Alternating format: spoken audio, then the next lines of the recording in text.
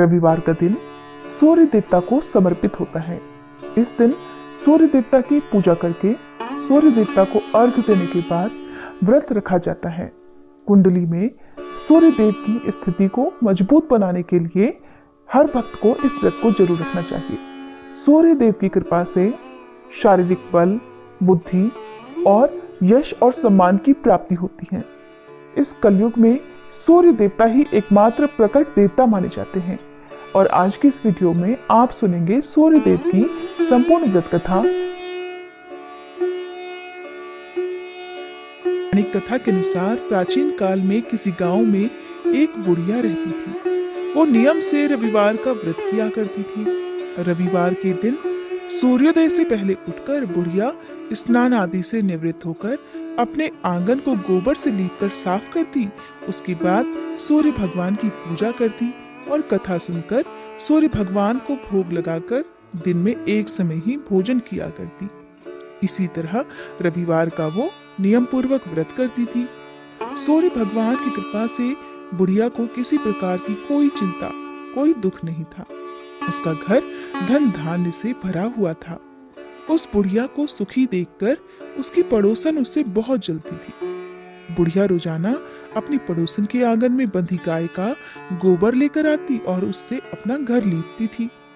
अब शनिवार के दिन रात को एक दिन पड़ोसन ने अपनी गाय को घर के भीतर बांध दिया ताकि बुढ़िया अगले दिन अपना घर ना लीप सके। उधर रविवार की सुबह जब बुढ़िया उठी और लीपने के लिए गोबर लाने के लिए अपनी पड़ोसन के घर गई तो देखा गाय तो आंगन में बंधी भी नहीं थी। इस कारण रविवार के दिन बुढ़िया जो है गोबर ना मिलने के कारण अपना आंगन नहीं लीप पाई। आंगन ना लीप पाने के कारण उस बुढ़िया ने उस दिन सूर्य भगवान को भोग भी नहीं लगाया और उस दिन स्वयं भी भोजन नहीं किया। सूर्यास्त होने पर वह बुढ़िया भूखी प्यासी ही सो गई। रात हुई तो सूर्य भगवान ने उसे सपने में दर्शन दिए और व्रत न करने का तथा उन्हें भोग ना लगाने का कारण पूछा। तब बुढ़िया ने बहुत ही करुण स्वर में अपनी पड़ोसन के द्वारा घर के अंदर गाय बांधने और गोबर न मिल पाने की बात कह दी। तब स्वप्न में ही सूर्य भगवान ने अपनी अनन्य भक्त बुढ़िया की परेशानी का कारण जानकर उसके सब दुख दूर करते हुए कहा, हे माता, तुम हर रविवार को मेरी पूजा और व्रत करती हो। मैं तुमसे बहुत प्रसन्न हूँ और तुम्हें मैं ऐसी गाय प्रदान करूंगा जो तुम्हारे घर आंगन को धन धान्य से भर देगी। तुम्हारी सारी मनोकामनाएं पूर्ण हो जाएंगी। स्वप्न में उस बुढ़िया को ऐसा वरदान देकर सूर्य भगवान अंतर्ध्यान हो गए। प्रातःकाल सूर्योदय से पहले उस बुढ़िया की आंख खुली तो वह अपने घर के आंगन में एक सुंदर गाय और बछड़े को देखती है। गाय और बछड़े को देखकर वो हैरान हो गई। अब जब घर में गौ माता और उनका प्यारा सा बछड़ा हो तो उनके चारे की चिंता तो होगी ही।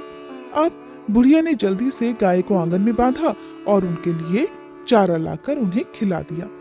पड़ोसन ने उस बुढ़िया के आंगन में बंधी हुई सुंदर गाय और बछड़े को देखा तब तो वह बुढ़िया से और अधिक चलने लगी। तभी क्या हुआ कि गाय ने सोने का गोबर कर दिया। गोबर को देखते ही पड़ोसन की आंखें हैरानी से फटी की फटी रह गईं। उस समय क्योंकि बुढ़िया गाय के आसपास नहीं थी तो पड़ोसन ने उस बुढ़िया को आसपास ना देखकर तुरंत उस गोबर को उठाया और अपने घर ले आई और वहां पर अपनी गाय का गोबर रख दिया। सोने के गोबर से पड़ोसन कुछ ही दिनों में धनवान हो गई क्योंकि भोली भाली बुढ़िया को तो कुछ पता ही नहीं था। और उधर चालाक पड़ोसन हर दिन जैसे ही गाय गोबर करती और वो सोने का हो जाता अपने घर में रख लेती और बदले में अपनी साधारण गाय का गोबर सोने के गोबर की जगह पर रखकर आ जाती। अब गाय जो थी वो हर दिन सूर्योदय से पहले सोने का गोबर करती। इस प्रकार बुढ़िया के उठने से पहले ही पड़ोसन उस गोबर को उठाकर ले जाती। काफी दिन तक ये सब चलता रहा और बुढ़िया को सोने के गोबर के बारे में पता ही नहीं चला। अब बुढ़िया पहले की तरह हर रविवार को नियम पूर्वक भगवान सूर्यदेव का व्रत करती रही और कथा सुनती रही। सूर्य भगवान को जब पड़ोसन की चालाकी का पता चला तब उन्होंने एक दिन बड़ी तेज की आंधी चला दी। जब तेज तेज हवाएं चलने लगी, जोर जोर से पेड़ हिलने लगे तो बुढ़िया ने अपनी गाय को घर के भीतर बांध दिया ताकि गाय को कोई नुकसान न पहुंच सके।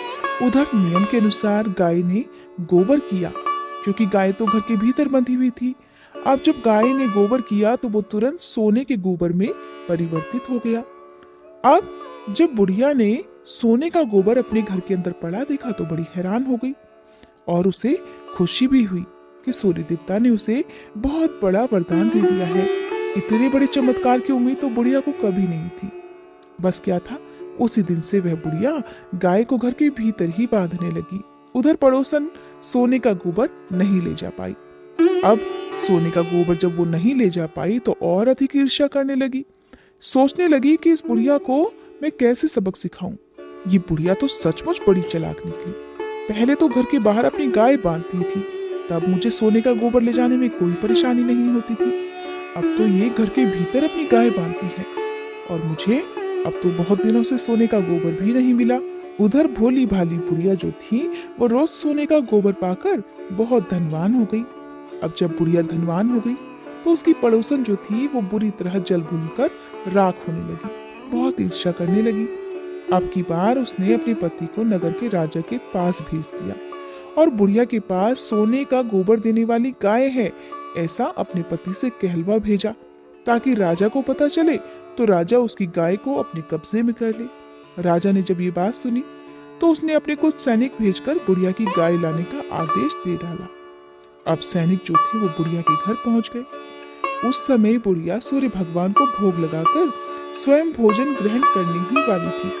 तभी राजा के सैनिक जबरदस्ती गाय और बछड़े को महल की तरफ ले चले।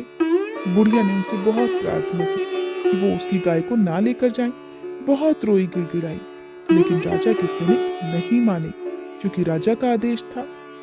अब गाय और बछड़े के चले जाने से बुढ़िया को बहुत दुख हुआ। मारे दुख के उस दिन बुढ़िया ने कुछ नहीं खाया और भूखी प्यासी ही सारी रात सूर्य भगवान से अपनी गाय और बछड़े को लौटाने के लिए प्रार्थना करती रही। उधर गाय राजा के महल में पहुंच चुकी थी। ये देखकर राजा बड़ा खुश हुआ। सुबह जब राजा ने सोने का गोबर देखा तो उसके आश्चर्य का ठिकाना नहीं रहा। उधर सूर्य भगवान को भूखी प्यासी बुढ़िया को इस प्रकार रोते देखकर, इस प्रकार दुख में देखकर और प्रार्थना करते देखकर बहुत दया आ गई। उसी रात को सूर्य भगवान ने राजा को स्वप्न में दर्शन देकर कहा, हे राजन, बुढ़िया की गाय और बछड़ा तुरंत लौटा दो, नहीं तो मैं तुम पर विपत्तियों का पहाड़ गिरा दूंगा। तुम्हारे राज्य में भूकंप आ जाएगा, तुम्हारा महल नष्ट हो जाएगा और तुम्हारे राज्य में अकाल पड़ जाएगा। सपने में सूर्य भगवान के ऐसे वचन सुनकर भयभीत राजा ने प्रातःकाल उठते ही गाय और बछड़ा बुढ़िया को लौटा दिया और राजा ने अपनी तरफ से बहुत सारा धन भी बुढ़िया को उपहार स्वरूप दिया और अपनी गलती के लिए क्षमा भी मांगी। राजा ने पड़ोसन और उसके पति को उनकी इस दुष्टता के लिए दंड भी दिया। साथ ही राजा ने इसके बाद से अपने राज्य में घोषणा करवा दी कि सभी स्त्री पुरुष रविवार को व्रत किया करें और राजा की प्रजा ने भी ऐसा ही किया। रविवार का व्रत करने से सभी लोगों के घर धन धान्य से भर गए, चारों ओर खुशहाली छा गई। सभी लोगों के शारीरिक कष्ट और बीमारियां दूर हो गई। निसंतान स्त्रियों की गोद भर गई। राज्य में सभी स्त्री और पुरुष सुखी जीवन यापन करने लगे। ये थी व्रत कथा।